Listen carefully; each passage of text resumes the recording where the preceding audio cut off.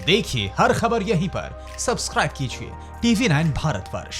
इस बीच एक बड़ी अपडेट जानकारी है कि चीन मामले में रक्षा मंत्री राजनाथ सिंह का भी स्टेटमेंट आया है। उन्होंने chief of defence staff general Vipin Singh Rawat से बात की है। विदेश मंत्री एस जयशंकर और थल सेना अध्यक्ष के साथ भी एक अहम बैठक की है। चीन मसले पर बातचीत हुई है। इसी पर जानकारी देंगे हमारे सहयोगी मनीष। मनीष, क्या बातचीत हुई है?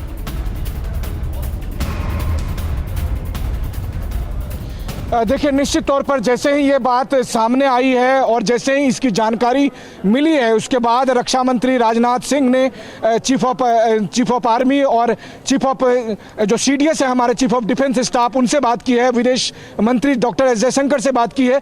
तो कुल मिलाकर जो भारत का शीर्ष नेतृत्व है वो इस घटना के बाद सक्रिय मोड में है और हालात क्या है वहाँ पर और इसके बाद की क्या स्ट्रेटेजी है, इसको लेकर बातचीत हो रही है। निश्चित तौर पर अभी इस बात का अंदाजा लगाना मुश्किल है कि उनके बीच आपस में क्या बातचीत हुई है और उसमें बहुत सारे पहलू जो है वो सामरिक महत्व के हैं। तो सरकार चाहेगी कि उन सब बातों को सार्वजनिक किए बगैर इस मामले में क्या आगे की रणनीति अपनाई जा सकती है, उस पर वो निश्चित तौर पर एक तैयारी भी करेगी और आगे बढ़ेगी भी। हाँ, ये बात जरूर है कि हम लोगों को इंतजार है 2 बजे की, जब रक्षा मंत्रालय की तरफ से एक औपचारिक प्रेस कॉन्फ्रेंस होगा। लेकिन जो जानकारी हम अपने दर्शकों तक पहुंचा रहे हैं वो भी रक्षा मंत्रालय के ही हवाले से बता रहे हैं।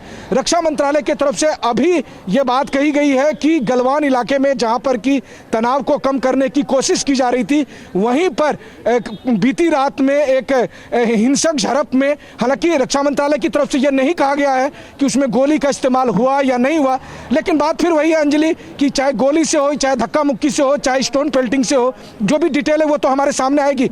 लेकिन सच्चाई यही है कि आज की तारीख में हमारे एक कर्नल रैंक के अधिकारी और 2 जवान शहीद हो गए हैं। ये अपने आप में बहुत बड़ी और बुरी खबर है और निश्चित तौर पर इसके बाद भारत सरकार की तरफ से जाने की खबर है। कोई ऐसी अपडेट आप तक पहुंची है?